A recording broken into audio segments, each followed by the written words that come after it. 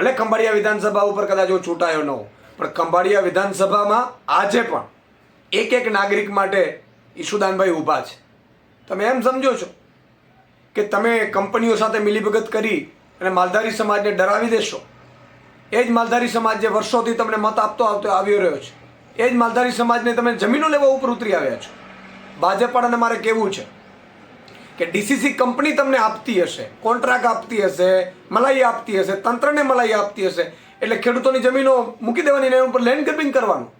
જે land grabbing કરવામાં આવ્યું છે ખેડૂતોની સામે, અને એ ખેડૂતોને જમીન સાંતળીને આપવામાં આવેલી હતી.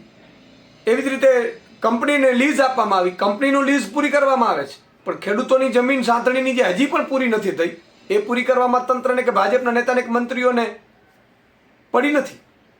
એટલે આવતીકાલે અમારા પ્રદેશના મહામંત્રી સાગરભાઈ રબારી, જામજોધપુર અને આમ આદમી પાર્ટીના ધારાસભ્ય હેમંતભાઈ ખવા, જિલ્લાની ટીમ કાલે આ મામલે માલધારી સમાજ ઉપર જે અત્યાચાર કરવામાં આવી રહ્યો છે ભાજપ દ્વારા, ભાજપના નેતાઓ અને તંત્ર દ્વારા, એના વિરુદ્ધ આવેદનો આપીને કાર્યક્રમ આપવામાં આવશે.